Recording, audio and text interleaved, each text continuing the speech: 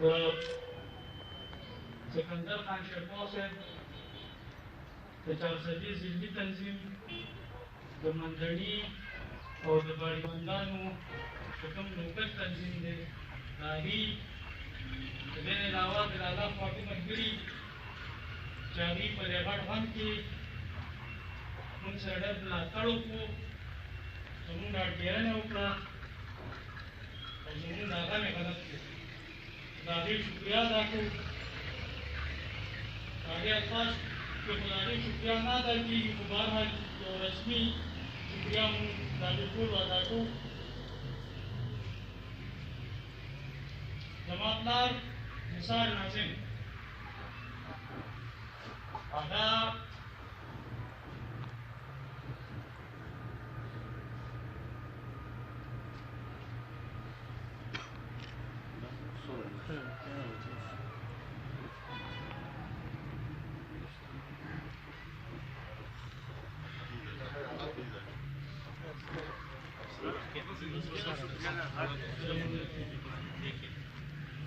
ناظم صاحب بیمار شوی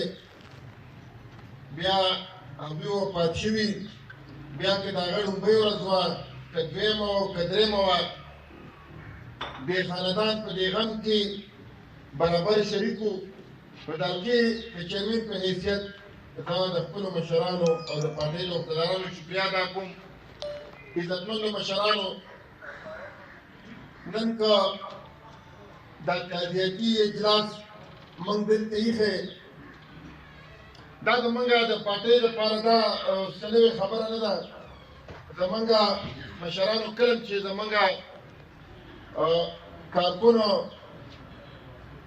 یا د پارټۍ یو مشر د دې حلقې کله وفات شوی دی نو مخکې به زموږ مشر افتاب احمد خان شیرپا و د هغې په سلسله کې د ختم انتظام کوو بیا د هغې نه بعد به سکندر خان شیرپا کوو اوس دا سلسله چې کوم طرف ته راغله هغې کې د تقریر او د دغه راغله نو دا په دې میډیا او په دې دغه باندې بیا راشي نن د دې زموږ د اجلاس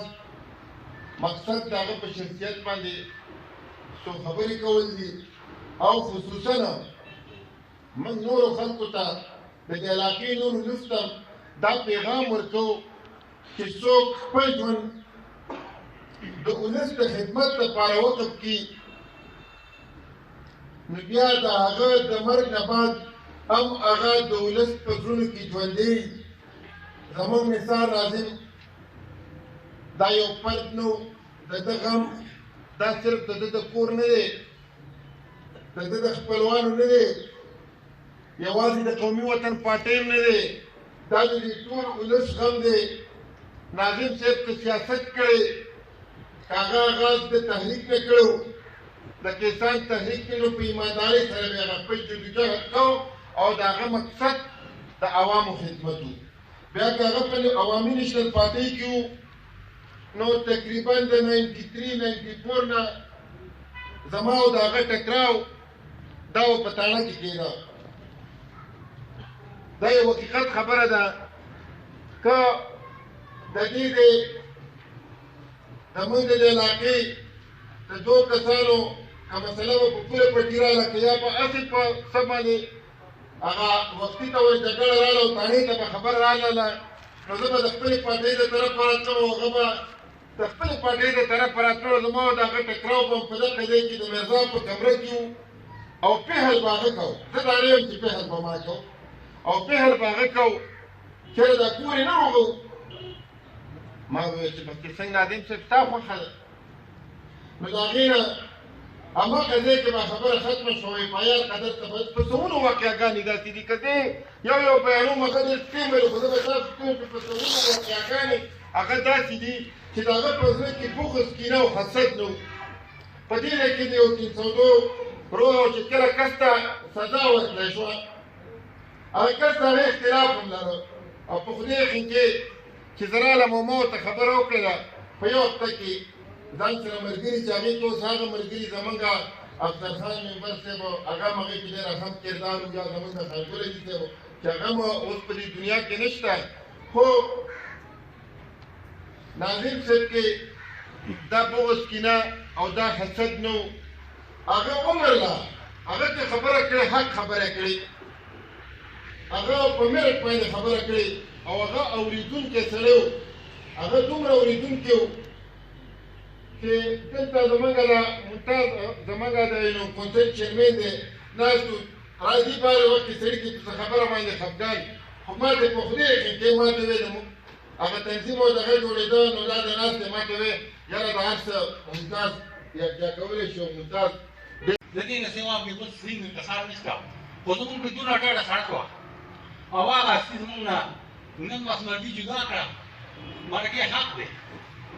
خلاصون نشته دی، خو انشاءالله تعالی چې زمونږ سره د آخري ملګرتیا د ده دونه غاړه چې موږ له خدای داسې یو پارټي راکړې ده چې دا ټول عمر خدمتګاره پارټي ده، مخلصتیا پارټي ده. نن که ته وګورې نو نن که وګورې زمونږ هر ځای کې زمونږ شهیدان جوړېږي، په کرونا کې زمونږ شهید جوړ شو، په دغه کې زمونږ شهیدان جوړ شو، په یو دغه کې هغه دغه چې تشدد شروع شو، نو ټول عمر زمونږ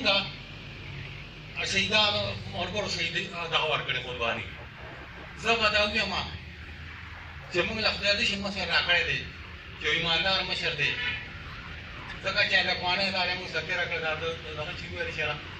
انشاءالله څوک پرې دا دغه نشي کولی چې کیس او ټانکې او ډینګې اخته. ډېر خلک راشي او دلته یو شی دغه کړي و یاره ما دا وکړه زه به داسې کوم زه به داسې کوم ولاړ شي. دا به موجوده حکومت خو به ځکه څه نه چې هغه خپله کارنامه ښودلې ده، خو زمونږ مشر چې کومه کارنامه ښودلې ده او زمونږ د کشر کارنامه چې ده مشر نو د هغه کشر بچی چې کوم دی انشاءالله که خیر هغه هم په دې ډول رواني او زمونږ د دې علاقې او د دې خدمت دا به خامخا انشاءالله کوي او د مرګه پورې خو مونږ یي زمونږ کشران به زمونږ ورسي او زه د دې مشرانو ډېره شکر ادا کوم چې داسې یو پروګرام زمونږ دوی له مونږ یو لوی راکړه، ځکه چې زمونږ نه ملګری جدا شو زمونږ زړه غم و، زمونږ په زړه باندې ډېر زیات غم و، خو زمونږ د مشر یو فیصله راوکړه چې موږ اوس خامخا بله کړو داسې یو پروګرام باندې مشر باندې موږ خامخا جوړول غواړو او جوړ یې کړو. نو موږ د دې مشر هم ډېره شکریه ادا کوو، د دې ملګرو هم ډېره شکریه ادا کوم چې دا احسان مشر زمونږ پات شي، ما خو زمونږ شته دی، خو چې داسې یو پروګرام مشر زمونږ جدا شي هغه راشي او دغه مشران هم ملګري کښېني او یو چې وخت کښېني او خفخان وکړي او هغه ته یې دعا وکړي نو الله پاک دې د دې هم درجې ورکړي، خدای دې زمونږ مشر هم ژوندی